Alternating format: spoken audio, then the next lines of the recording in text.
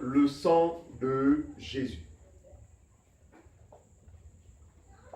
Il est important que l'Église, en fait, connaisse ou soit enseignée sur ce sujet. Parce qu'aujourd'hui, ce qu'on peut constater, c'est que beaucoup de choses sont dites autour du sang de Jésus. Beaucoup de pratiques. En fait, les compréhensions sont multiples autour du sang de Jésus. Beaucoup en ont fait, c'est pas moi, un lac, une rivière, voilà, au point où c'est des bains réguliers, voilà. D'aucuns sont parvenus à tremper les avions dans le sang de Jésus, les voies publiques dans le sang de Jésus, les véhicules dans le sang de Jésus, les maisons, bref, on trempe tout dans le sang de Jésus. Les gâteaux, vous achetez des gâteaux quelque part, je trempe ces gâteaux dans le sang de Jésus. Et puis, ce qui se passe, c'est qu'à un moment, cette manière de penser semble normale, quoi. En fait, semble chrétienne. Voilà. Et souvent, c'est ça. On considère la plupart du temps ces manières de faire, ou encore des pratiques, des doctrines chrétiennes, non pas parce que la Bible enseigne, mais parce que le commun des croyants ont ce langage. En fait, croyant en griffe. Parce que le vrai croyant, c'est celui qui est conforme à la vérité, qui demeure fidèle à la parole de Dieu. Donc, ces soi-disant chrétiens, effectivement, ont créé un ensemble de doctrines comme ça, parmi lesquelles le sang de Jésus. Selon la Bible, quelle est l'importance ou encore pourquoi le sang de Jésus? On va commencer notre enseignement par le livre de la Genèse. On va prendre le Genèse, le chapitre 2, le verset 16. Le sang de Jésus. À quoi nous sert-il? Devons-nous l'invoquer? Point d'interrogation. Mais nous rendons grâce à Dieu parce que la parole, l'enseignement est là pour nous recadrer, pour nous remettre sur les rails. Même quand à un moment, nous avions fait des choses, on s'est livré à des pratiques sans comprendre ce que nous faisons. Béni soit le Seigneur Jésus. Ok, donc, Genèse chapitre 2, le verset 16, s'il vous plaît. Genèse chapitre 2, verset 16. Genèse chapitre 2, le verset 16. Oui. L'Éternel Dieu donna cet ordre à l'homme. Tu pourras manger de tous les arbres du jardin, mais tu ne mangeras pas de l'arbre de la connaissance du bien et du mal. Oui. Car le jour où tu en mangeras, tu mourras. tu mourras. Voilà le commandement que le Seigneur donne à Adam dans le jardin. Un seul commandement. Il dit, le jour où tu en mangeras, le jour où tu enfreindras à ce commandement, tu mourras. Très bien. Alors, Genèse chapitre 3. Genèse chapitre 3, on va lire le verset 1 au verset 6. Genèse chapitre 3, verset 1 à 6. 1 à 6. Le serpent était le plus rusé de tous les animaux des champs que Très bien. l'Éternel Dieu avait fait. Hum. Il dit à la femme, Dieu a-t-il réellement dit, vous ne mangerez pas de tous les arbres du jardin? La femme répondit au serpent, nous mangeons du fruit des arbres du jardin. Nous mangeons du fruit des arbres du jardin. Mais quant au fruit de l'arbre qui est au milieu du jardin, Dieu a dit, N'en mangerez point, vous n'en mangerez point, et vous n'y toucherez point, de peur que vous ne mouriez. Alors le serpent dit à la femme, Suivez. vous ne mourrez point, mais Dieu sait Dieu est un menteur, il veut vous tromper. Mais Dieu sait que le jour où vous en mangerez, vos yeux s'ouvriront. Premièrement, vos yeux s'ouvriront. Et Ensuite, vous serez comme des dieux, connaissant le bien et le mal. La Donc, femme vit que l'arbre était bon à manger et agréable à la vue, et qu'il était précieux pour ouvrir l'intelligence. Elle prit de son fruit et en mangea. Elle en donna aussi à son mari qui était auprès d'elle. Très bien. Il en mangea. Voyez-vous, Après que le commandement ait été donné à Adam, Satan, le diable, imagé par le serpent, est passé par la femme et a réussi à séduire non seulement la femme, mais la femme est parvenue seulement à persuader ou encore à séduire son mari. Donc les deux ont mangé de ce fruit, donc les deux ont enfreint le commandement du Seigneur. Mais ils avaient oublié que Dieu leur avait dit que le jour où vous en mangerez, vous mourrez. Toujours le chapitre 3, on va prendre le verset 21 à 24, s'il vous plaît. Nous parlons du sang de Jésus. Mais il est bien que nous le tracions, n'est-ce pas, la vérité justement du sang, ou encore l'importance du sang en situation de chute, en ce qui concerne l'homme. Donc le péché. L'Éternel Dieu vit 21 à 24. Fit Adam et sa femme. Il fit, hein? Oui. Voilà. Donc après qu'ils aient péché, suivez-moi bien, l'Éternel Dieu fit quoi? Adam et sa femme. Il fit à Adam et à sa femme. Il fit à Adam et à sa femme. Oui. Des habits de peau et il les en revêtit. Très bien. Regardez, avant que le couple pêche, la Bible ne nous dit pas qu'ils étaient habillés. Mais il n'en demeure pas moins qu'ils n'étaient pas conscients de leur nudité. Ils n'avaient pas honte, ils étaient libres. Mais la connaissance, justement, ou encore le fait d'enfreindre à ce commandement, leur a permis de réaliser qu'ils étaient nus et ça commençait à se cacher ici et là. Voyez-vous? Alors, la situation de nudité ici là est simplement synonyme du péché. Voilà. Le péché vraiment nous rend nus. On est nus lorsqu'on est dans le péché. Nus, pauvres, aveugles. Voilà. Donc, après cette chute, Dieu est revenu vers le couple, cette fois en leur confectionnant des habits. En quoi? En peau. En peau de quoi? En peau et il est revêti. Et il est revêti. La peau, donc c'était forcément la peau d'un animal. Ouais. Mais moi je préfère dire la peau d'un animal, mais je crois que cet animal c'était l'agneau de Dieu qui avait été immolé avant la fondation du monde. Je crois que c'était un agneau. C'était pas un buffle, c'était même pas un éléphant, c'était un agneau. Parce qu'il fallait que les choses prophétiques soient logiques. Parce que la réalité c'est l'agneau véritable. Donc ça veut dire qu'au départ il fallait que l'agneau, image, soit sacrifié.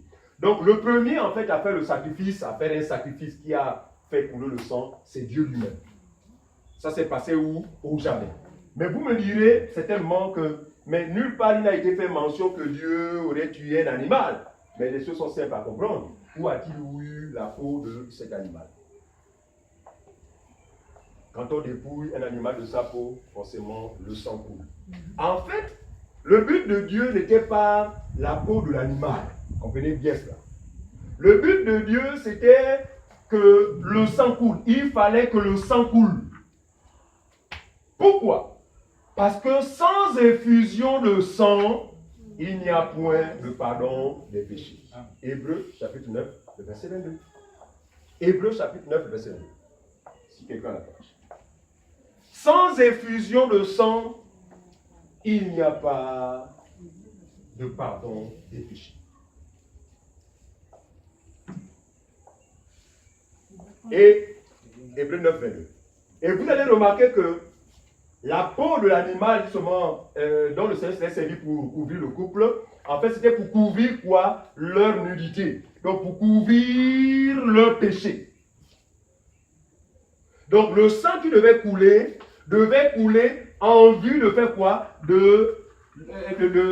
En vue de la rédemption. Donc, il devait passer par l'effusion de sang. Donc, le sang des animaux ou de cet animal devait simplement couvrir l'état de péché de M. Adam et Ève. Mais ils ont demeuré des pécheurs. On peut lire? Hébreux 9, 22. Verset 22. Oui. Et presque tout, d'après la loi, est purifié avec du sang. Vous comprenez ça? Et presque tout, d'après la loi, est purifié avec du sang. Ensuite. Et sans effusion de sang, il n'y a pas de pardon. Ce qui est écrit, Sans effusion de sang, il n'y a pas de pardon. Donc, le sang de la bête qui avait coulé là, c'était comme pour pardonner le couple de ceux qu'ils avaient commis comme acte. Mais il n'y avait pas moins qu'ils ont demeuré dans le péché. Vous allez voir que cela va se confirmer parce que lorsque Dieu va instituer la loi, justement, le sacrifice qui était offert justement en faveur du peuple pour obtenir de Dieu quoi? Le pardon de leurs péchés. Mais ce sang était toujours le sang des animaux. Alors, ce sang a joué le même rôle que celui qui avait coulé dans le jardin, n'est-ce pas, qui était celui de faire quoi? De couvrir le péché des hommes. Donc, sous la loi, les animaux qui étaient offerts, le but, c'était quoi? Que le sang coule. Parce que le pardon ne pouvait venir sans effusion de sang, comme on l'a dit tout à l'heure. Voyez-vous? Alors, donc, le sang qui coulait sous la loi, lorsque le souverain sacrificateur offert cet animal, ce sang couvrait le péché du peuple. Ce sang couvrait le péché du peuple. Mais le peuple était victime du péché. C'est-à-dire que lorsque Dieu regardait le peuple, eh bien, il pouvait être apaisé, plus ou moins apaisé. Par quoi? Grâce au sang de ces animaux, n'est-ce pas, qu'il fallait offrir perpétuellement et régulièrement. Donc, sans effusion de sang, il n'y a point de quoi? De pardon. Alors, maintenant, Genèse chapitre 4. Genèse chapitre 4, on va lire le verset 1 au verset 10. Genèse chapitre 4, verset 1 au verset 10. Genèse chapitre 4, verset 1 à 10. Oui. Adam connut Ève, sa femme, elle conçut et enfanta Caïn. C'est qui comme ça? Adam connut Ève, sa femme, elle conçut et enfanta Caïn. Vous voyez bien que c'est contraire à ce qu'enseignent les branhamistes. C'est notre souffle, non? À quel moment le serpent, c'est pas moi, est devenu, c'est pas moi? La bêtise, hein? C'est bien écrit. Adam connut sa femme. Naturellement, il est tombé enceinte, n'est-ce pas? Et enfanta un enfant. Donc il n'allait rien de ce que les branhamistes rencontrent. Le serpent se allait avec franchement. Quand on n'a pas de révélation, il ne faut pas inventer des choses. Voilà. Ça, c'est pour compliquer la compréhension des gens. Noir sur blanc, c'est la lettre est claire. Ensuite.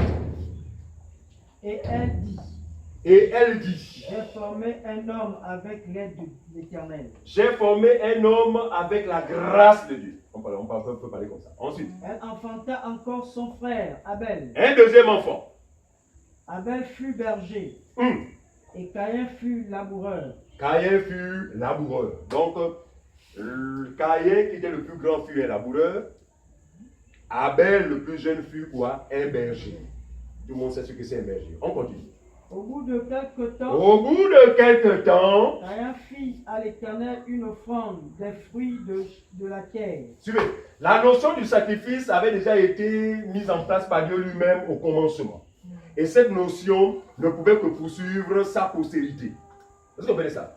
En fait, ne pouvait être capable d'offrir à Dieu un sacrifice de qualité que sa postérité. Donc Abel était un fils de la postérité qui est celle de Dieu. Cela va se démontrer par la qualité du sacrifice justement qu'il offrira à Dieu, contrairement à celui offert par son frère. Vu qu'on avait enseigné ici sur deux postérités, on a été clair, on a commencé depuis la Genèse, non? On a vu que jusqu'à la fin des temps, il y aura toujours deux postérités, deux semences. Une qui est celle de Dieu et l'autre qui est celle de l'autre. Donc celle de l'autre là, les gens ne changeront jamais. Ils vont demeurer dans la lettre, ils vont demeurer dans la chair.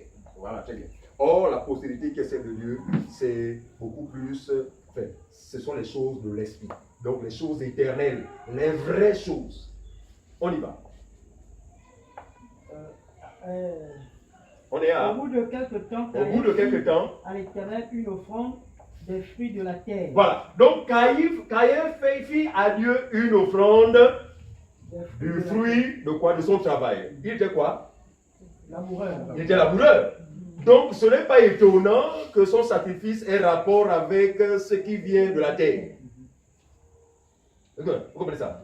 En fait, Quand on est un laboureur pour nous frères, ce sont les enfants de la femme esclave. Vous ne pouvez offrir rien d'autre que ce qui émane, ce qui vient de ce que vous êtes et de ce à quoi vous avez été appelés. C'est pourquoi le sacrifice de Caïn a été un sacrifice propre à sa nature, donc de la chair. Il était charnel, son sacrifice aussi fut charnel. Mais, comme vous pouvez le voir, les deux postérités, tous se réclament d'Abraham. Et chacun va s'efforcer de son côté à dire que non, nous savons que notre père Abraham croit au Dieu créateur. Donc chacun pour sa part va s'évertuer à adorer Dieu. Mais ne sachant pas que c'est deux adorations différentes. Une qui est agréable à Dieu et une qui ne l'est pas. Mais les deux postérités doivent forcément adorer. Pourquoi? Parce qu'ils se reconnaissent tous en Abraham. Est-ce que vous comprenez ça? Très bien. Donc, lui qui était un laboureur offrit à Dieu quoi? Les meilleurs. C'est ce qui est écrit? Voilà. Une offrande des fruits de la terre. Ensuite. Et Abel, de son côté, en fit une des premiers nés de son troupeau et de leur graisse. À l'Éternel porta un regard favorable sur Abel et sur son offrande. Okay, donc Abel de son côté va offrir à Dieu quoi? Une offrande, attention, d'un animal. Pardon. Conformément à quoi? Au modèle. Au modèle qui est celui de Dieu. Parce que Dieu a montré un modèle au jardin. Quel animal a-t-il sacrifié? Je vous assure, ce n'est pas écrit. Mais nous croyons forcément que c'est un premier-né. Voilà. Ah. Non, ça c'est Abel. Mais nous parlons du sacrifice que Dieu lui-même a exécuté dans le jardin. Voilà. Et nous croyons que c'est forcément un premier-né. Pourquoi? Parce que celui qui a été immolé avant la fondation du monde, c'est le premier-né. Donc vous voyez bien que Abel, étant la postérité qui est celle de Dieu, ne pouvait être inspiré qu'à offrir un sacrifice qui a rapport avec le sacrifice agréable. Donc un premier-né, c'est bien écrit. Donc il offrit à Dieu non seulement un animal, mais un animal premier-né. Ensuite, de son troupeau, de leur graisse, oui. L'Éternel porta un regard favorable sur Abel et sur son offrande. Voilà. Donc, mais il ne porta pas un regard favorable sur Caïn. Évidemment. Et sur son offrande. Évidemment. Caïn fut très irrité. On peut d'abord s'arrêter là. Vous voyez bien que Abel va offrir à Dieu un sacrifice agréable dans la mesure où ce sacrifice remplit les critères du véritable sacrifice. Premier-né. Et quand on parle de sacrifice, c'est le sang devait couler. Ça veut dire que Abel a honoré Dieu, n'est-ce pas, a apaisé Dieu parce que déjà, ils étaient tous sous le poids du péché commis par le premier couple, donc Adam et donc leurs parents. Tous étaient sous le poids de ce péché, mais déjà, le Seigneur avait mis en eux la notion du sacrifice perpétuel. Parce que c'est un sang, quand bien il était versé, il couvrait pour un temps, au bout d'un temps, le péché était mis à découvert. Donc il fallait à nouveau, je parle ici, avant la mise en place de la loi. Donc le caractère perpétuel déjà commençait à se manifester avant même que la loi ne soit mise en place. Et Caïn, justement, va offrir à Dieu un sacrifice agréable, qui encore davantage, en fait, qui aussi a couvert leur état de péché, parce qu'à cause du couple, à cause de ses parents, eux aussi étaient dans le péché. La Bible dit, Dieu porta un regard favorable sur l'offrande d'Abel. Regardez, cela va entraîner une jalousie ou de la jalousie de la part de son grand frère Caïn, qui va finir par faire quoi? Par lui ôter la vie. Regardez, dans notre version, lis la version en 10 secondes. Lis pas de quoi. L'Éternel dit à Caïn, pourquoi? Reprends le crime. Mais il ne porta pas le regard favorable sur Caïn et sur son offrande. Oui. Caïn fut très irrité. Oui. Et son visage fut abattu. Oui, son visage fut abattu. Et l'Éternel dit à Caïn, oui. Pourquoi es-tu irrité? Et pourquoi ton visage est-il abattu? Oui. Certainement, si tu agis bien, tu relèveras ton visage. Oui. Et si tu agis mal, le péché se couche à la porte. À la porte et ses désirs se portent vers toi. Mais toi, domine sur lui. Continue. Cependant, Caïn adressa la parole à son frère Abel. Mais comme il était dans les champs, Caïn se jeta sur son frère Abel et le tua. Donc Caïn a profité d'une circonstance ou d'une distraction de la part de son frère pour se jeter sur lui et lui ôter la vie. D'autres versions nous disent que et Caïn versa le sang de son frère. Regardez. Quand on parle de tuer, c'est ôter la vie d'un être humain. Vous comprenez ça? Mais le sang de Caïn avait coulé. Je ne sais pas tout ce qui s'était passé, je ne sais pas si c'était un bois ou quoi qui avait frappé son frère. Il ne veut pas voir qu'il a saigné. Le sang a coulé. D'accord? Regardez. Il versa le sang. Donc il ôta la vie. Pourquoi? Parce que dans le sang, il y a la vie. Nous allons comprendre. La vie est dans le sang. Regardez. Un être humain meurt. Avant qu'il ne meure à l'hôpital, le taux de sang est tout à fait normal. Après sa mort, au bout de quelques heures, c'est un mystère, hein, je ne sais pas comment comprendre ça.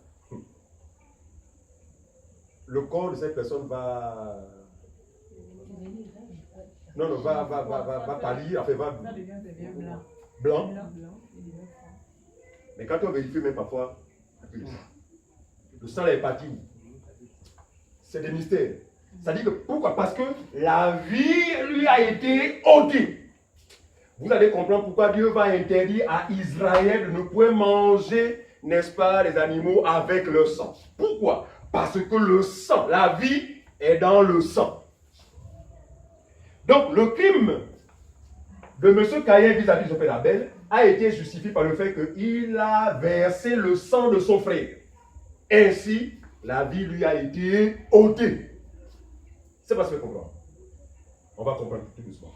Allons-y, Genèse. Non, Lévitique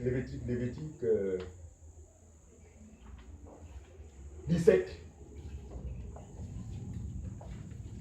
Lévitique 17, 10 à 14. La vie est dans le sang. Et nous allons comprendre, nous parlons du sang de Jésus. Mais vous allez voir qu'avant qu'on parle du sang de Jésus, le Seigneur a bien voulu dans l'ombre vraiment inculquer la notion de sang. C'est parce que dans l'avenir, ce sang allait être vraiment salutaire pour les croyants que nous sommes. Alors, Lévitique 17, le verset 10 à 14. 10 à 14. Si un homme de la maison d'Israël ou des étrangers qui séjournent au milieu d'eux mange du sang d'une espèce quelconque. Vous comprenez?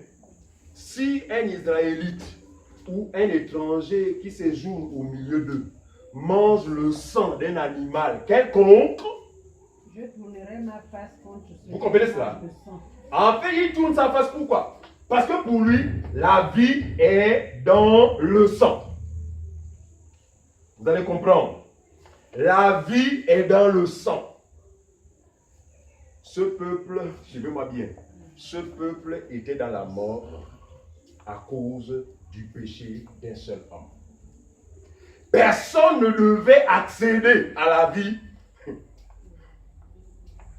avant l'accomplissement. Il faut bien comprendre. Ça a été imagé. Il s'agissait bien de ces animaux. En réalité, qu'il ne faut pas leur communiquer la vie, mais il fallait que la réalité soit imagée. Donc, ici, c'est quoi? Cette interdiction, c'est plus ou moins l'interdiction dont a fait face le couple quant à l'arbre de la vie. Voyez-vous? Dieu va empêcher au couple d'aller manger l'arbre de la vie afin de le vivre. Parce qu'ils avaient péché. Regardez, il va établir des chérubins avec des épées flamboyantes. Ça veut dire quoi? Pour accéder à la vie, il fallait que cette épée tombe sur quelqu'un et que le sang coule. C'est pas ce que je comprends. La vie se trouvait dans l'arbre de la vie. Mais en temps normal, le couple, après ce péché, pouvait se répartir. Ah, vraiment non, chérie, allons vite manger. Mais Dieu va le leur empêcher. Et chaque ange, des anges vont être placés de deux côtés avec les épées flamboyantes en train de, n'est-ce pas, de l'agiter ou encore, comment on appelle ça, voilà, les épées, en vue d'empêcher celui qui aura l'intention de vouloir aller manger. Parce que pour regagner la vie, là, il faut que cette épée-là tombe sur quelqu'un. En temps normal, cette épée devait tomber sur les deux parce que c'est eux qui avaient péché. Mais Dieu, l'amour de Dieu va passer par se manifester là pour dire que non, cette épée-là va être fatale pour vous, mais je préférais plus tard que cette épée-là tombe sur moi-même. Le châtiment qui vous donne la paix est tombé sur vous. C'est profond. Donc, le peuple, après le péché d'un seul homme, nous tous, sommes restés, n'est-ce pas, dans le péché, privés de la gloire de Dieu. C'est ainsi que de manière imagée, Dieu va interdire au peuple de manger le sang. Parce que pour lui, le sang, c'est quoi? C'est symbole de réaccéder à la vie. Or, selon son programme, la vie ne pouvait être possible, ne pouvait être retransmise à l'homme qu'après le sacrifice du vrai animal qui est Jésus. Est-ce que vous comprenez ça? Aujourd'hui, beaucoup de personnes, notamment les musulmans, voilà, s'embrouillent. Non, on ne mange pas que le sang, ils ne comprennent rien. Ils ne comprennent absolument rien. Ils ne comprennent ni les Écritures, ni la puissance de Dieu. Parce que s'ils auraient compris, ils auraient compris qu'en réalité, c'était un acte provisoire, qui n'était même pas la réalité. Parce qu'aujourd'hui, chacun de nous est libre. Il y en a qui mangent le sang des animaux. Ne les condamnez pas. Il y en a qui en mangent, non? Oui, sang. Lui, c'est seulement le sang. Il ne peut pas ça, il ne sait pas comment il fait. Oui, voilà, boudin, voilà. Très bien. Voilà. Donc, vous voyez bien que l'interdiction de Dieu quant à la consommation du sang a un rapport, en fait, est prophétique, a un rapport avec quoi? La vie. Voilà. Vous êtes dans la mort, il n'est pas question pour vous de vivre. Vous vivrez, mais au temps convenable. Parce qu'au temps convenable, non seulement vous vivrez, mais vous vivrez réellement. Vous vivrez cette fois-ci réellement. Voilà. Alors, donc on continue, on a dit, voilà, on est à Lévitique 17, 10-14, on y va. Je tournerai ma face contre celui qui mange le sang. Oui. Et je le retrancherai du milieu de son peuple. Oui.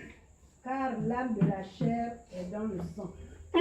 Je vous l'ai donné sur l'autel, afin qu'il servit d'expiation pour vos âmes. L'âme de la chair est dans le sang. D'autres personnes pas dit, la vie est dans le sang. C'est la même chose, on continue. Car c'est par l'âme que le sang fait l'expiation. C'est pourquoi j'ai dit aux enfants d'Israël, personne d'entre vous ne mangera du sang. Vous comprenez? Et l'étranger qui séjourne au milieu de vous ne mangera pas du sang. Oui. Si quelqu'un des enfants d'Israël ou des étrangers qui séjournent au milieu d'eux prend à la chasse un animal ou un oiseau qui se mange, il en versera le sang et le couvrira de poussière. Car l'âme de toute chair, c'est son sang qui est en elle. C'est pourquoi j'ai dit aux enfants d'Israël, vous ne mangerez le sang d'aucune chair, car l'âme de toute chair, c'est son sang. Quiconque en mangera sera retranché. Très bien. Donc, le Seigneur dit que, même quand il arriverait que le sang d'un animal, n'est-ce pas, coule, ce que vous voulez faire aussi, c'est quoi? C'est prendre de la terre rapidement et recouvrir ce sang. Les musulmans ont encore ce réflexe-là. Même quand il y a les... Non. Les attentats et tout ça, quoi. Voilà. Voilà. Le réflexe d'un bon musulman, conformément, c'est quoi? C'est, dès qu'il voit le sang, recouvrir rapidement le sang de la tête. C'était une consigne, effectivement, de la loi de Moïse. Est-ce que vous comprenez cela? Mais regardez, le peuple d'Israël, ce même peuple à qui Dieu va donner justement cet ordre, ce commandement, va se retrouver en Égypte en captivité. Nous connaissons l'histoire, nous n'avons pas le temps de revenir encore là-dessus. En captivité, regardez bien, en captivité. Mais regardez, leur délivrance, vous allez voir que le sang aussi, non seulement il intervient en ce qui concerne le pardon de nos péchés, mais aussi le sang a permis notre délivrance. Parce que il faut que quelqu'un ou quelque chose ait donné sa vie. Regardez. Le sacrifice d'Abel a été agréable à Dieu, non seulement par rapport aux critères que nous avons cités, mais parce que cet animal avait donné sa vie, synonyme ou encore symbole de ce que Christ allait faire. Il dit, je donne ma vie pour mes brebis. Vous comprenez ça? Donc, le sacrifice, non seulement nous donne d'être pardonné de nos péchés, mais ce sacrifice nous permet quoi? Permet notre délivrance. Le peuple d'Israël va se trouver en Égypte pendant combien d'années? Très bien. Criant jour et nuit. Mais au temps convenable, Dieu écouta les soupirs de son peuple et suscita Moïse. Nous n'avons pas terminé dessus. Moïse va venir en Égypte. Regardez. Et Dieu va opérer un ensemble de miracles, notamment 10 plaies vont frapper l'Égypte. 10 plaies. Regardez. Première plaie, deuxième, troisième, quatrième, cinquième, sixième, septième, neuvième plaie. Monsieur Pharaon tient ferme. Il dit, je ne laisse pas partir. C'est la 10e plaie. Le chiffre 10, c'est la 10e plaie que Monsieur Pharaon va céder. Regardez. Qu'est-ce qui a été, en fait, qu'est-ce qui a fait la force? Ou encore qui a permis à Pharaon de céder? Regardez très bien. Le Seigneur va ordonner en Exode chapitre 12, on a lu ça, au peuple d'Israël, justement, de quoi? De sacrifier un agneau. Lisons cela. Exode chapitre 12, verset 1 à 7. C'est mieux. C'est mieux que nous lisions.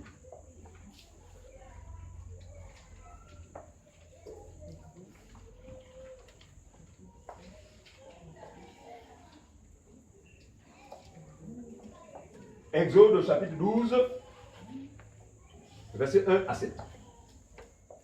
Exode 12, 1 à 7. Oui, on suit la lecture. L'Éternel dit à Moïse et à Aaron Oui. dans le pays d'Égypte. Dans le pays d'Égypte. Ce mois-ci sera pour vous le premier des mois. Très bien, on a déjà signé sur tous ces aspects-là. On continue. Il sera pour vous le premier des mois de l'année. Oui. Parlez à toute l'assemblée d'Israël et dites, le 10e jour de ce mois, on prendra un agneau pour chaque famille. Oui. Un agneau pour chaque maison.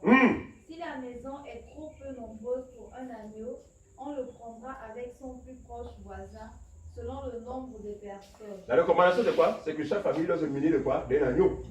Pourquoi ce n'a pas parlé de 2 ou 3 agneaux? Parce qu'il y avait des grandes familles. Pourquoi seulement un? Pour être conforme à l'esprit prophétique. Parce qu'avant la fondation du monde, c'est un seul agneau qui a été immolé. Est-ce que vous comprenez ça? Très bien, on continue. Les choses de Dieu sont tellement logiques. Pour cet agneau d'après ce que chacun peut manger. Oui. Ce sera un agneau sans défaut, mâle, âgé d'1 an. Vous pourrez prendre un agneau ou un chevreau. Oui. Vous le garderez jusqu'au 14e jour de ce mois, et toute l'assemblée d'Israël immolera entre les 2 soirs. Oui. On prendra de son sang et on en mettra sur les 2 poteaux et sur le linteau de la porte des maisons où on le mangera. Regardez, la donne va maintenant changer. Le sang que Dieu avait recommandé, hormis pour les sacrifices, justement, c'est ce sang qui devait couler pour le pardon des péchés. Mais Dieu va demander maintenant au peuple, non pas de couvrir ce sang avec le sable, mais de prendre ce sang, de se contenter uniquement de la chair, de prendre ce sang et, suivez, le mettre où? Regarde. Donc, élever ce sang-là sur ce qu'on appelle les linteaux des portes. Regardez. Continue. Vous ne le mangerez point. Cette même nuit, on en mangera la chair rôtie au feu. On la mangera avec des pains sans levain. Bon, on peut s'arrêter là. Voilà. Ce qu'il faut retenir, c'est que le sang a été appliqué sur les linteaux. Pourquoi? Parce que dans la même nuit, le peuple d'Israël ou l'Égypte devait être visité par quoi? Par l'ange de la mort. Alors, Dieu leur dit que grâce au sang que vous mettez sur les linteaux de vos portes, l'ange de la mort, en fait, esquivera ces maisons-là. Parce que cette marque de sang sera une marque, justement, d'appartenance. En fait, l'ange saura que cette maison-là, à l'intérieur de cette maison, il y a les enfants de Dieu. Est-ce que vous comprenez ça?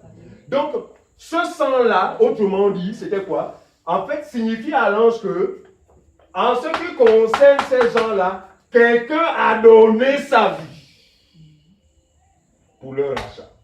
Par conséquent, La condamnation ne peut plus être leur partage. D'où la déclaration de l'apôtre Paul, il n'y a plus de condamnation. Ça veut dire qu'en temps normal, il y a une marque en nous, en tous les croyants. Cette marque, frère, c'est une marque d'appartenance. C'est le Saint-Esprit. Ce n'est pas un sang. Il ne faut plus imaginer des sangs sur nous. Vous en avez déjà assez lié dans vos veines. D'accord? Mais c'est une marque qui nous identifie. En fait, qui permet à Dieu de reconnaître ce qui lui appartient et ce qui ne lui appartient pas. Effectivement, on voit que lorsque l'ange de la mort va circuler, toutes les maisons qui vont être frappées, ce sont les maisons qui n'auront pas ce sceau. Donc, ils sont exempts du jugement. Pourquoi? Parce que quelqu'un, il s'agissait d'un agneau, mais pour nous c'est déjà quelqu'un. Quelqu'un avait donné sa vie en rançon, donc les avait rachetés. Ils méritaient le châtiment, mais l'agneau a été immolé. Donc, grâce à ce sacrifice, le peuple d'Israël pouvait être épargné du jugement, exécuté par l'ange de la mort. Regardez, jusque-là, Israël a interdiction formelle de consommer le sang. On a dit que pour la première fois, le sang va être utilisé, attention, mais c'est pas quoi? Comme une marque d'identification. Regardez, et Jésus le jour, prenons ça Matthieu chapitre 27 ou quoi? Jésus le jour de Matthieu 26, 27 à 28, le jour de la Pâque, suivez-moi bien, il va se retrouver avec ses disciples autour d'un repas. Jésus va être le premier en fait à comme enfreindre à la loi de Moïse, parce que cette fois, si vous le constatez très bien, il va ordonner à ses disciples maintenant de boire le sang. C'est fort, ça commence. Alléluia. Matthieu 26, verset 20. Et nous comprenons pourquoi les pharisiens n'étaient pas d'accord avec lui. Hein? Parce qu'il semblait toujours bafouer les lois établies par Moïse. Qu'est-ce qu'il va dire?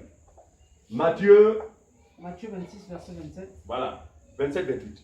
Il prit ensuite une coupe. Suivez. Il prit ensuite une coupe. Suivez-moi bien. Après avoir rendu grâce. Après avoir rendu grâce. Il la leur donna. Il la leur donna. Disant, aux disciples. Hein? Buvez-en tous. Oui. Car ceci est mon sang. Qu'est-ce que vous constatez, frères et sœurs? Moïse a dit, hein, il ne faut pas qu'un enfant d'Israël boive le sang. Mais Jésus, le vrai Moïse, quand il va dire que buvez le sang. Ça forme. Ça dit que quoi? Les temps de la restauration s'approchaient. Parce que la vie est dans le sang. Amen. Il fallait maintenant que Jésus, qui était venu communiquer la vie, fasse boire de son sang à ces personnes-là pour qu'ils reçoivent la vie qui leur avait été interdite depuis le jardin et ici. Est-ce que les choses sont claires? Amen. Rien n'est... Tout est logique. Ceux les deux sont logiques. C'est bien. Donc, Jésus va commencer. Et là, cette manière imagée, ce n'était pas le vin sang. C'était du vin. Mais il va identifier cela au sang. Pour dire que l'interdiction selon laquelle vous ne boirez plus du sang va prendre fin dès maintenant. Mais maintenant, vous devez boire de mon sang. Qui veut boire de son sang? Ce n'est pas tout le monde. C'est les disciples. Amen. Ah! Nous comprenons pourquoi il n'y a que les disciples ou encore les croyants pour être sauvés ou qu'ils soient des vivants. Pourquoi? Parce que Dieu n'est pas le Dieu des morts, mais des vivants. Mais pour vivre, il faut d'abord boire de son sang. C'est profond. Donc, nous sommes déjà, le Seigneur, nous sommes déjà en phase de quoi? En phase, il est là sur le droit, sur le droit fil, quant à quoi? À la restauration. C'est-à-dire que l'homme va va bientôt, n'est-ce pas, accéder à l'arbre de la vie. Parce que les chérubins n'ont pas cessé d'agiter leurs épées, mon frère. Mais il faut que l'épée là tombe sur quelqu'un, que cette personne se blesse, que son sang coule, pour que le chemin de l'arbre de la vie soit grandement ouvert. Regardez, c'est Jésus l'agneau qui va se faire... C'est sur lui que les épées sont envoyées en montant. Vous comprenez ça? Mais les épées tombent sur lui dans quel but? Pour permettre à ce que l'arbre de vie là soit bénéfique pour ceux qu'il a connus avant la fondation du monde, qui doivent regagner leur position initiale ou encore accéder à la vie. Est-ce que vous comprenez cela? Alors, on a fini? Car ceci est mon sang, le sang de l'alliance, qui est le la sang science, de l'alliance. Nouvelle éternelle, non, c'est ça? Le sang de l'alliance Oui. qui est répandu pour plusieurs, Voilà. pour la rémission des péchés. Très bien. Luc lui parle de le sang de l'alliance nouvelle et éternelle. Donc ici, il s'agit de la nouvelle alliance.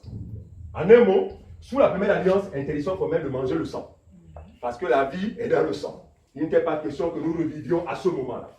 Dans la nouvelle alliance, Dieu autorise. Il dit, mangez, buvez de ce sang-là. Regardez, quand il demande de boire le sang, c'est juste pour obtenir ces choses, ce que nous avions perdu dans le jardin de Dieu. Vous comprenez cela? Jean chapitre 6, il va revenir sur les mêmes choses. Son langage va être choquant, mais il parlait de ce dont nous parlons ce soir. Jean chapitre 6, il dit quoi? Jean 6, 53 à 58, s'il vous plaît. Jean 6, Jean 6, 53 à 58. Jésus leur dit, oui, en vérité, je vous le dis. Je vous le dis. Si vous ne mangez, c'est fort, hein? Si vous ne mangez la chair du Fils de l'homme, et si vous ne buvez son sang, vous n'avez point la vie en vous-même. Vous comprenez ça? Si vous ne mangez la chair du Fils de l'homme, si vous ne buvez de son sang, vous n'avez point la vie en vous-même. C'est pourquoi, avant le sacrifice de Jésus, personne n'avait la vie. Personne n'avait la vie. Nous étions tous des cadavres ambulants qui se préparaient, qui simplement attendaient le temps de la condamnation. Et gloire soit rendue à Dieu. Il dit, si quelqu'un ne mange de ma chair et ne boit de mon sang, il n'a point la vie en lui. Suivez, on continue. Celui qui mange ma chair et qui boit mon sang a la vie éternelle. Amen. Et je le ressusciterai au dernier jour. Très bien. Celui qui mange de ma chair et qui... Voyez, il voit bien que la chair et le sang de Jésus, en fait, c'est parce que, mon ami, le sang est en contact avec la chair.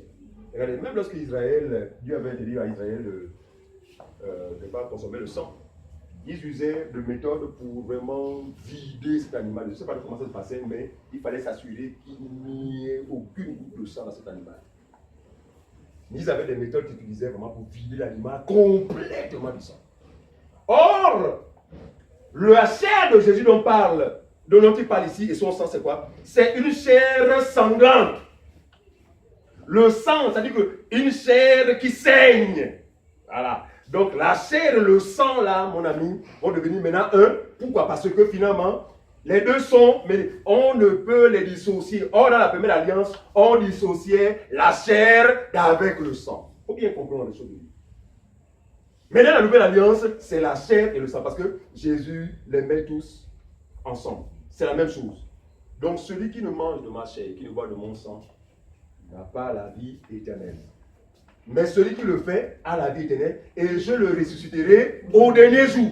Donc pour avoir la vie, qu'est-ce qu'il faut faire? Manger et boire.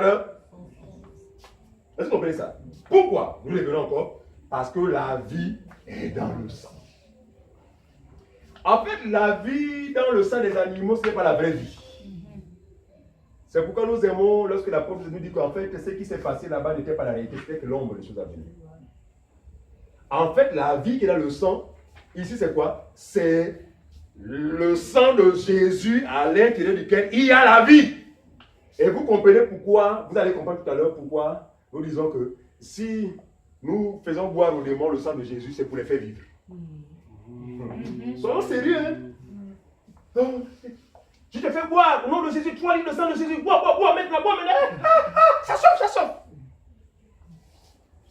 C'est du cinéma. Ou encore, c'est un spectacle que Satan vous offre gratuitement parce que Satan, c'est quoi? Une fois il s'assure que ce que vous faites n'est pas scripturaire, il a l'aise. Voilà. Parce que lui, c'est ça. Ce qu'ils font là, est-ce que leur Dieu leur a recommandé? Non. Ok. Ça il va s'asseoir pour vous séduire. Et une séduction qui va dire une seule chose, c'est quoi? Vous amener à y croire et vous attacher à cette fausseté. Dans la mesure où le fondement, il est faux. Ce n'est pas Dieu qui a recommandé. Moi, Satan, tu fais voir le sang de Jésus. Attends, la Bible dit, le sang de Jésus crie mieux que celui d'Abel. Frère, c'est fort. Celui de d'Abel, c'est vrai, il avait coulé, mais c'était un homme qui était dans le péché. Donc la vie qui était en Abel, là, ce n'est pas la vraie vie. Mais celui de Jésus crie mieux. Pourquoi? Parce que c'est le sang d'un homme qui n'avait jamais péché. Donc un sang qui communique la vie. Quand vous faites boire le sang de Jésus, soi-disant aux démons, c'est pour les faire vivre, pour qu'ils soient sauvés. Voilà. Vous voulez nous faire croire que les démons donc, vont être sauvés parce qu'ils ont bu de ce sang. Qu'est-ce qu'il a dit? Il a dit que celui qui boira de mon sang vivra. Donc tous ces démons, soi-disant, peuvent boire le sang, vous voulez la connaître la vie éternelle. Ceux qui ne se justifient pas. Je vous assure. Les gens se sont livrés à un ensemble de pratiques bizarres comme ça. Personne n'a eu le temps d'examiner les Écritures. De consulter les Écritures. Nous disons que Dieu ne se contredit pas, Dieu est logique. Quelqu'un disait Dieu est normal. Oui, Dieu est normal. D'accord? Alors, on y va. Verset 55. Oui. Car ma chair est vraiment une nourriture. Il dit car ma chair est vraiment une une vraie nourriture. Une nourriture différente de l'agneau qui avait été mangé en Égypte. Parce que cet agneau, après qu'il a été mangé, c'est ça, tous ceux qui l'ont consommé sont retrouvés où? Dans les lieux secrets. Vous me suivez? Oh, il dit ma chair est vraiment. Donc une nourriture fait quand on l'a mangé, il n'y a plus de oh, la chair fait. Ah. Ma chair est vraiment une nourriture et mon sang est vraiment quoi? Un breuvage. Celui qui mange ma chair il insiste. Et qui boit mon sang demeure en moi et je demeure en lui. Oh, Seigneur. Comme le Regardez. Père. Donc celui qui mange ou qui boit, si les démons boivent le sang de Jésus, c'est que Jésus demeure en eux. Nous voulons ce soir démontrer que c'est une fausseté que de prendre le sang de Jésus maintenant pour, c'est pas moi, un savon, c'est pas moi, bref. En tout cas, ils en ont fait quelque chose de multi-usage. Avant de s'asseoir, le sang de Jésus sur la chaise. Vous avez entendu ça, non? Comment? La chaise doit avoir la vie. Ah, voilà, très bien. Oui, parce que si nous restons dans les Écritures, eh bien c'est que nous voulons communiquer la vie à la chaise. La chaise sera sauvée. Non, pas tout le même chose. Il a dit ça. Chante d'abord la voiture. Parce qu'il y a quelqu'un qui a chante d'abord. Les voix, toutes les voix, boulevard au jour. Et mon Dieu. Ma vie dans le sang de Jésus. Oh, voilà, il est chant comme ça. Ma vie est. Noyé dans le sang de Jésus. Mais vous noyez dans le sang de Jésus. Mais on dit noyer, donc vous allez mourir. Noyé, c'est quel moment? Noyé, asphyxié. Les avions vont même à voler parce qu'imaginez un avion dans le sang de Jésus. Mais c'est compliqué. Donc, bref, on s'est décapité des doctrines comme ça là, sans vraiment, c'est-à-dire que parce qu'on a entendu aux États-Unis, oh non, le sang de Jésus, oh, et en général, ce qui consolide ces doctrines, c'est quoi? C'est des faux témoignages. Les gens qui vont dire que non, j'ai eu une vision, c'est machin, tu sais, m'a dit le sang de Jésus, je me suis trouvé dans le sang. Et puis c'est sur cette base-là que les gens font leur foi. Au détriment de ce sur quoi le croyant doit fonder sa foi. Nous ne fonderons jamais notre foi sur des révélations bizarres, sur des expériences, c'est pas moi, oh Dieu m'a mené au ciel, des témoignages. Jamais. Pourquoi? Parce que si nous croyons aux témoignages des hommes, dit le Seigneur, celui de Dieu est beaucoup plus grand. Donc, s'il faut faire un choix entre les témoins, moi je préfère celui de Dieu. Parce qu'il est beaucoup plus grand. Vous comprenez ça? Alors, donc, malheureusement, les gens ont mené une vie chrétienne bizarre comme ça sur la base des choses qui sont point fondées. Voilà. Donc, ici, nous découvrons que le sang, c'est symbole de quoi? De la vie. Et quand on parle de vie, c'est quoi? C'est la vie éternelle. C'est le salut. Hein? Alors, ensuite. Comme le Père qui est vivant m'a envoyé et que je vis par le Père, oui. Ainsi celui qui me mange vivra par moi. Amen. C'est ici. Ainsi, celui qui me mange, parce que quand on mange Jésus, on mange et sa chair et son sang, vivra par moi. Par moi, pourquoi? Parce que c'est ma chair et mon sang là qui communiquent la vie. Quand Jésus parle aux Juifs, que celui qui mangerait, parce que plus on n'a pas lu plus haut, il va se choquer, mais comment il va nous dire qu'on devait manger la chair et le sang? En fait, il ne parlait pas d'une chair charnelle. Il parlait, regardez, le sang de Jésus ici, ou encore la chair c'est quoi? C'est sa parole. La parole, mais qui doit être vivifiée par le sang. C'est-à-dire que la parole vivante, hein? La parole vivifiée. Parce que tout le monde peut avoir la lettre, mais quand il n'y a pas la vie, on est dans la mort. Donc Jésus, Dieu a donné la lettre qui nous sert, mais il faut que cette lettre soit vivifiée, afin que ceux qui la mangent, donc ceux qui la reçoivent, ils reçoivent quoi? La vie. Ça veut dire que lorsque la parole de Dieu n'est pas, lorsque la vie de la parole n'est pas transmise, même quand vous direz Amen, vous serez simplement en train de gober la mort, vous allez sortir de la réunion tous les cadavres. Parce qu'il y a la lettre qui tue, il y a l'esprit qui vit. Ensuite. Verset 58. Oui. C'est ici le pain qui descend, qui est descendu du ciel. Oui.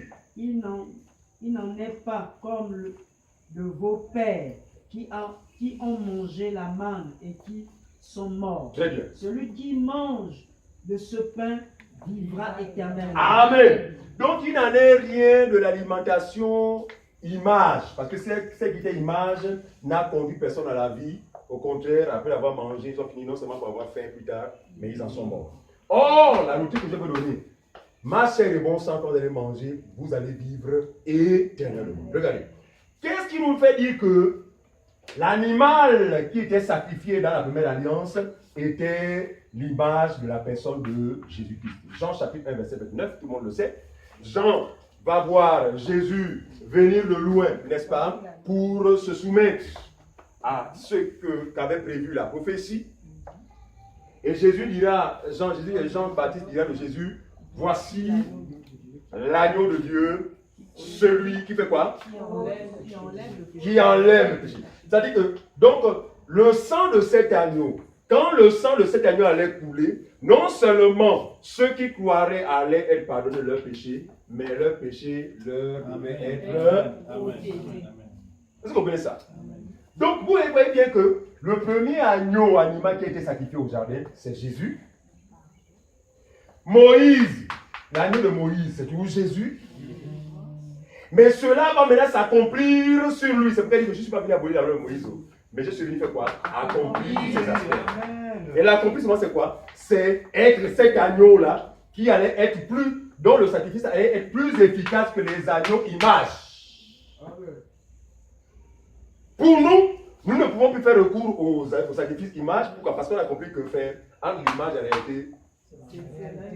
Alors, s'il y a la réalité, qu'est-ce qu'on va faire avec les images? Si les musulmans pouvaient le comprendre, ils ne seraient plus là encore de chercher le jour de Ramadan encore des bœufs. Qui leur coûte énormément d'argent. C'est un million, on me dit. Hein. Satan est dérivé. Il est venu. Satan est divisé, égorgé, ruiné. Des dépenses bêtes. Détruit. Le véritable agneau s'est sacrifié. Vous dites non. Lui, il raconte des choses même comme c'est pas moi, c'est pas Jésus avait été changé la forme au bref. Comme pour rejeter le sacrifice du véritable agneau, pour continuer à compter sur les animaux qu'ils achètent chaque année. C'est triste. Maintenant, comment être sauvé comme ça lorsque vraiment on néglige? Parce que, regardez, la sortie ou encore la délivrance du peuple d'Israël du pays d'Égypte avait dépendu de quoi? Du sacrifice de l'agneau unique qui avait été recommandé pour chaque famille. Sans ce sacrifice, Israël ne peut pas sortir de l'emprise de Pharaon. Parce que Pharaon a assisté à toutes sortes de miracles, mais il n'a pas lâché. Mais le miracle qu'il a donné vraiment à lâcher, c'est quoi? C'est lorsque le peuple a mangé de la chair. Et que le sang est coulé, parce que le pardon, le peuple d'Israël ne pouvait pas sortir tant que le péché était à découvert. il fallait qu'ils soient couverts. Donc le sang qui avait coulé là aussi avait couvert leur iniquité, mais aussi a été quoi? Une marque d'appartenance, comme on l'a vu tout à l'heure, qui pouvait permettre à d'identifier ceux qui l'appartiennent et ceux qui ne lui appartiennent pas. Alors, Apocalypse chapitre 1, verset 4 à 5. Vous vous rappelez le temps? Apocalypse 1, 4 à 5, s'il vous plaît. Apocalypse 1, 4 à 5. Oui. Aux 7 églises qui sont en Asie, Oui. que la grâce et la paix vous soient données de la part de celui qui est, qui était et qui vient. Amen. C'est Jésus. Ensuite. Et de la part des 7 esprits qui sont devant son trône. 1. Des 7 ou les 4? Des 7. Des 7. On y va. Et de la part de Jésus-Christ, le témoin fidèle, le premier-né des morts. De la part de qui? De Jésus-Christ, le témoin fidèle. Regardez, Jésus a été témoin depuis la fondation du monde. Amen. Regardez, au jardin, il était témoin. Il était là. C'était de l'arbre. En Moïse, c'était lui l'animal qu'on sacrifiait. Il dit le témoin fidèle. En fait, il a été témoin dans toute la procédure jusqu'à l'accomplissement. Sans cela qu'il est le témoin fidèle. Ensuite, parce que les autres, Moïse a été témoin, Moab, il est mort. Or, lui, il est resté vivant, présent, témoin, et il restera jusqu'à la fin. Ensuite, le premier-né des morts. Le premier-né d'entre les morts. Et le prince des rois de la terre. Et le prince des rois de la terre. À celui qui nous aime, suivez, qui nous a délivrés de nos péchés par son sang. Merci Seigneur. À celui qui nous aime, suivez-moi bien, et qui nous a délivrés de quoi? De nos péchés par son sang. Si le sang de Jésus est versé sur les démons, alors les démons sont délivrés de leurs péchés. Amen. Vous comprenez bien? Le sang de Jésus a permis nos délivrances. Hein? Délivrance de quoi? De nos péchés. Donc, grâce à ce sang, nous sommes saints. Donc, les démons, s'ils sont saints, les démons qui boivent le sang, que vous faites boire que nous faisions boire le sang à l'époque. Donc, on tentait de les sanctifier. Or, ils sont déchus. Comment voulez-vous sanctifier des anges déchus? Mon peuple est détruit faute de connaissance. Je vous assure.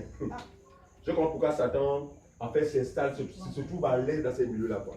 Parce que rien de plus important pour lui que de s'assurer que les gens s'assemblent, font du bruit, dansent, font des choses maintenant d'ignorance. Là, il est heureux, quoi. Ah! Il s'assoit, c'est-à-dire de petites jambes sur grandes jambes, voilà, à l'aise. Et qui sait que là, il n'y a pas la lumière, il n'y a que les ténèbres. Ensuite, on a fini? Voilà. Donc, c'est le sang de Jésus qui nous a délivrés de quoi? De nos péchés. En effet, sans effusion de sang, il n'y a point de rédemption. La rédemption des sangs des animaux n'avait pas ôté le péché, mais couvrait.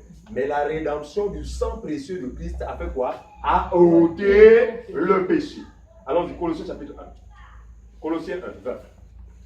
Colossiens 1, 20. Colossiens chapitre 1, le verset 20. Si parmi nous, vous savez, ce que vous demandez avec l'enseignement, c'est que même quand on faisait des choses bizarres, d'accord? Mais quand l'enseignement intervient, on arrête avec les pratiques de sorcellerie. Amen. Donc ceux qui, jusque-là, continuent à tremper leur maison dans le sang de Jésus, cette pratique s'arrête dès ce soir au nom de Jésus. Amen. Ceux qui se trempaient dans le sang, ceux qui trempaient la voiture, tout ça, ça s'arrête ce soir. Pourquoi? Parce que maintenant vous avez de la connaissance. C'est compliqué quand on est ignorant. Ouais, c'est difficile. Donc Colossiens. Colossiens chapitre 1, verset 20. Oui. Il a voulu par lui réconcilier tout avec lui-même, tant ce qui est sur la terre que ce qui est dans les cieux, en faisant la paix par lui, par le sang de sa croix. En faisant la paix. En faisant la paix par lui. Par lui. Par le donc, sang. L'homme, suivez-moi bien, l'homme est désormais en paix. Autrement dit, le croyant sont désormais en paix vis-à-vis de Dieu. Grâce à quoi? Vous voyez bien que le sang, vraiment, pour nous, il a beaucoup de bienfaits. Hein? Tellement. Délivrance, nous sommes en paix grâce au sang. Mais comment vous voulez prendre ce qui est propre pour coller ça aux démons? Ou pour coller ça aux objets? Oh, je suis mon compteur dans le service que maintenant je veux donc que mon compteur soit sauvé. Mon compteur va me suivre aussi. C'est bizarre, hein? Les sources saintes, l'héritage des saints, vous devez coller ça aux objets, vous collez ça aux démons.